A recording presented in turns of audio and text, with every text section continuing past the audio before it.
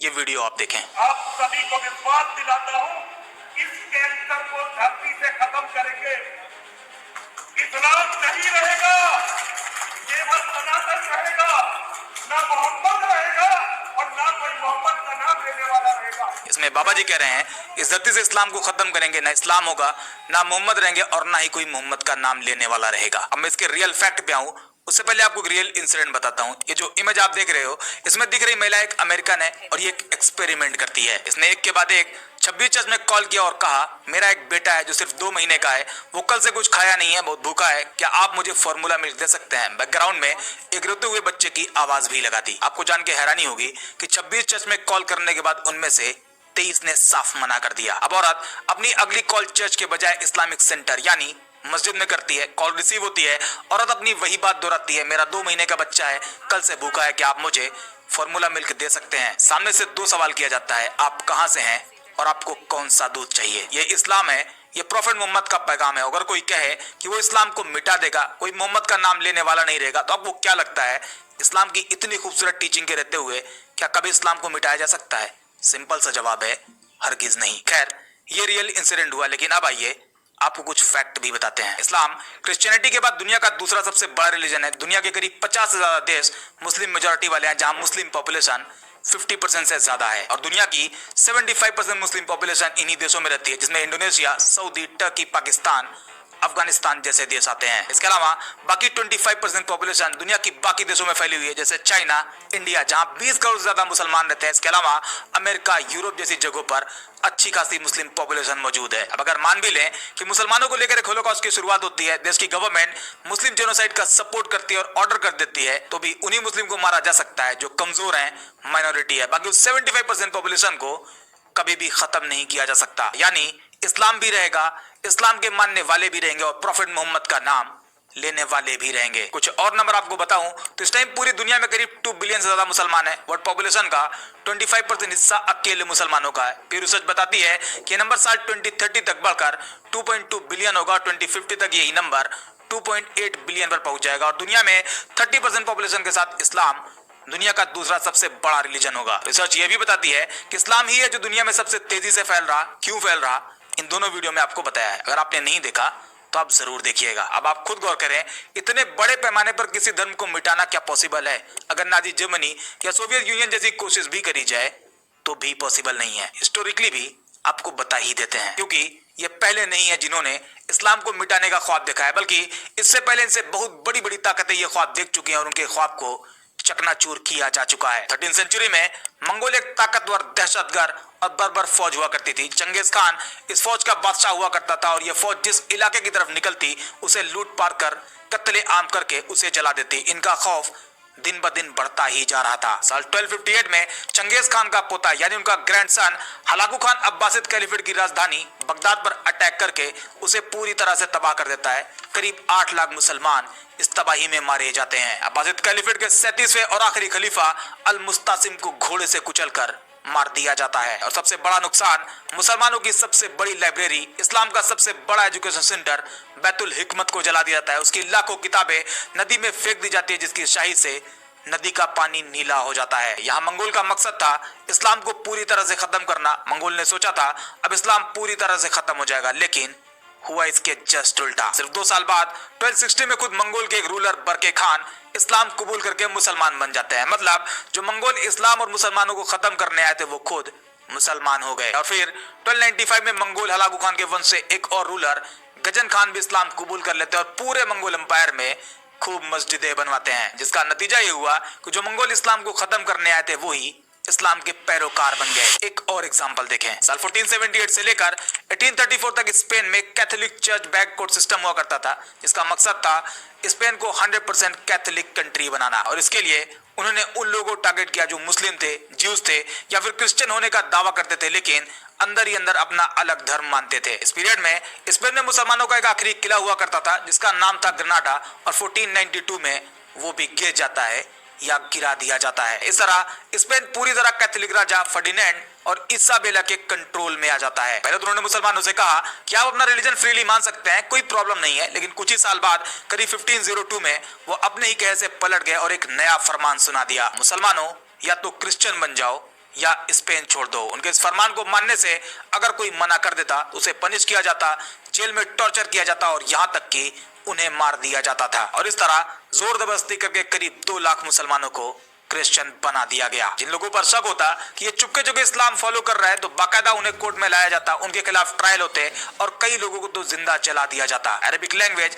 Islamic books और Islamic culture सब कुछ बैन कर दिया गया। बाकी जिन लोगों ने फोर्सफुली क्रिश्चियन धर्म अपनाया था उन्हें मोरिस्कोस कहा गया, यानी मुस्लिम ओरिजिन के फोर्स्ड क्रिश्चियन। ये सब करने के बाद भी उन्हें लगा ये काफी नहीं और फाइनली 1609 टू 1614 के बीच स्पेन में फिलिप III वहां के राजा होते हैं और ये मोरिस्कोस यानी मुस्लिम ओरिजिन के फोर्स्ड क्रिश्चियन को स्पेन से बाहर निकाल देते हैं। करीब 2.5 से 3 लाख मोरिस्कोस को शिप में बैठाकर नॉर्थ अफ्रीका में डिपोर्ट कर दिया गया। हालांकि स्पेन में अभी भी बहुत से मुस्लिम होते हैं जो चुपके इस्लाम को मानते हैं, नमाज पढ़ते हैं और रोजा रहते हैं। अब सवाल ये क्या ये सब करने से स्पेन में इस्लाम खत्म हो गया? तो जवाब है बिल्कुल नहीं, बल्कि जिन लोगों को डिपोर्ट किया गया वो नॉर्थ अफ्रीका में पहुंचकर वहां पर इस्लाम का परचम लहरा देते हैं। ये वो पीरियड था जब मिडिल ईस्ट, यूरोप और अफ्रीका के कुछ हिस्सों पर एक मुस्लिम खिलाफत ओटोमन एम्पायर का राज हुआ करता था और ओटोमन एम्पायर डिपोर्ट किए गए रिफ्यूजीज को लेकर सिंपैथी रखती। खुद डिपोर्ट किए गए लोगों में कुछ लोगों ने ओटोमन नेवी ज्वाइन करी और स्पेन के शिप्स को टारगेट करना भी शुरू कर दिया। अब अगर आज की बात करें तो इस टाइम स्पेन में करीब 25 लाख मुस्लिम रहते हैं जो स्पेन की टोटल पॉपुलेशन के 5 से 6% है। स्पेन में 1000 ज्यादा मस्जिदें हैं और दिन ब दिन मुस्लिम पॉपुलेशन और इस्लामिक इन्फ्लुएंस स्पेन में तेजी से बढ़ रहा है और इस तरह स्पेन का 100% कैथोलिक बनने का सपना कभी पूरा ही नहीं हो पाया। कुछ और एग्जांपल देखें। मुस्लिम रूलर के खिलाफ वॉर की पूरी सीरीज चली जिसे क्रूसेड्स कहा गया। करीब 200 साल तक 1095 से लेकर 1291 तक, जिसमें मुसलमानों को खत्म करने की भरपूर कोशिश करी गई। लेकिन इसी सीरीज में 1187 में सलाहुद्दीन अय्यूबी ने मस्जिद अक्सा फतह कर ली और 1291 में क्रूसेड्स का आखिरी किला भी ढहा दिया गया। सोवियत एरा में भी करीब 70 साल तक मुसलमानों को टारगेट किया गया, मस्जिदें बंद करी गई। साल 1917 में 25,000 ज्यादा मस्जिदें हुआ करती थी जो 1991 आते आते सिर्फ 500 बचती हैं। मौलवी को या तो जेल में डाल दिया गया या फिर उन्हें मार दिया गया। लाखों मौलवी शहीद किए गए, कुरान को बैन किया गया, अरबिक स्कूल सब कुछ बंद कर दिया गया। लेकिन क्या इतना कुछ करने के बाद सोवियत इस्लाम खत्म हो गया? तो जवाब है बिल्कुल नहीं।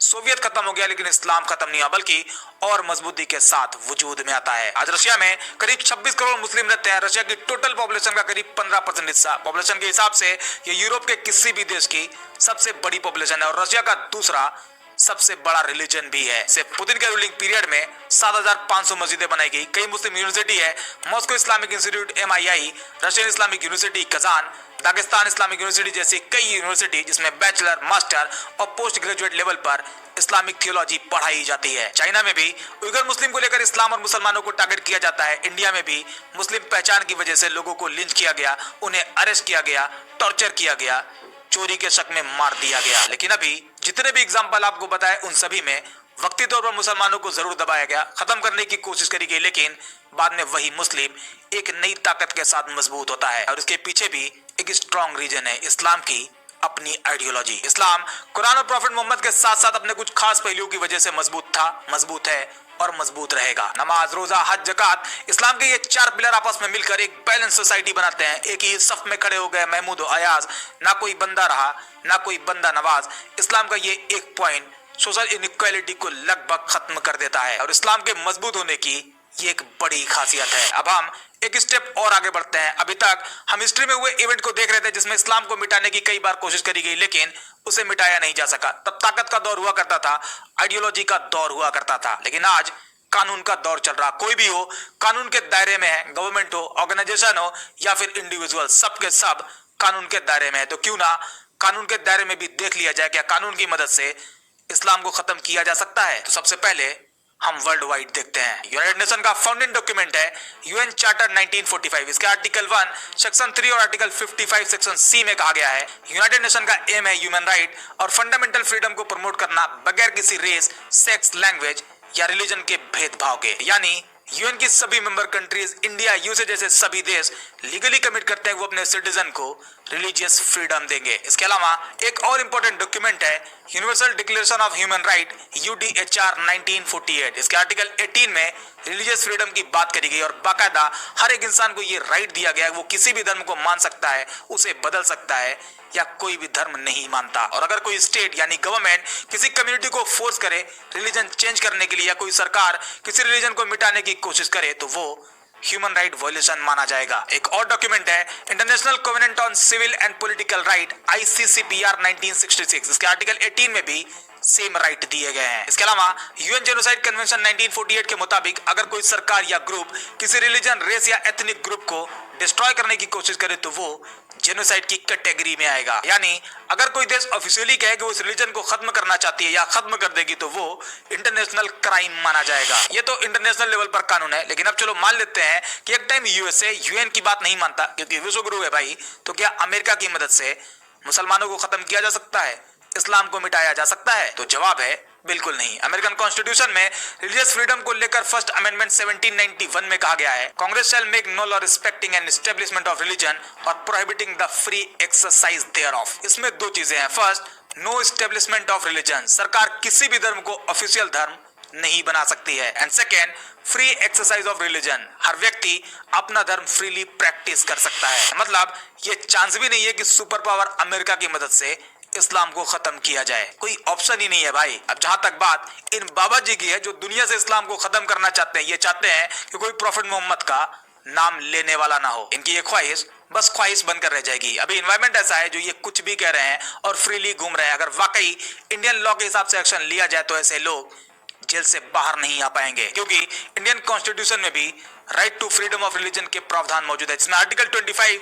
Section 1, article 26, article 27 and article 28 में रिलीजियस फ्रीडम की बात कही गई है। ये भी पॉसिबल नहीं है। ये बाबा जी दुनिया तो छोड़ो, इंडिया से भी इस्लाम नहीं मिटा सकते। ये बस पॉलिटिकल बेनिफिट के लिए माहौल बनाते हैं और ऐसा भी नहीं है ये सब ये जानते नहीं है, इन्हें सब पता है। ये बस मुसलमान और इस्लाम के नाम पर एक ग्रुप को अपने फेवर में भीड़ बनाना चाहते हैं, इससे ज्यादा कुछ भी नहीं। ओवरऑल कंक्लूजन यही है कि इस्लाम को हरगिज मिटाया नहीं जा सकता, क्योंकि मुस्लिम पॉपुलेशन का नंबर बहुत बड़ा है। खुद हिस्ट्री ऐसा सोचने वालों का फेलियर दिखाती है। इस्लामिक आइडियोलॉजी सेल्फ प्रोटेक्टिव है एंड मोस्ट इंपॉर्टेंट आज की मॉडर्न सोसाइटी जहां प्रेशर, जुल्म, जबरदस्ती कुछ भी काम नहीं आती। खुद कुरान में अल्लाह ने वादा किया है, कुरान चैप्टर 9 वर्स 32 में आता है, ये लोग चाहते हैं अल्लाह की रोशनी को अपनी फूकों से बुझा दे, मगर अल्लाह अपनी रोशनी को मुकम्मल किए बगैर मानने वाला नहीं है। इस्लाम को खत्म करने वाले बयान सिर्फ नफरत फैलाते हैं, लेकिन हकीकत ये है इस्लाम दिन ब दिन फल फूल रहा है। ऐसे में मशवरा ये है नफरत छोड़ो और इंसानियत की बात करो। इतिहास सिखाता है जो धर्म मिटाने चले थे वो खुद ही मर गए। इस्लाम तब भी था, इस्लाम आज भी है और आगे भी रहेगा। आज के वीडियो में इतना ही। उम्मीद करते हैं ये वीडियो आपको पसंद आई होगी। अगर हाँ तो लाइक और शेयर जरूर करें और अगर आपके लिए पॉसिबल हो तो हमें ज्वाइन भी करें। बाकी मिलते हैं नेक्स्ट वीडियो में एक और इंटरेस्टिंग टॉपिक के साथ।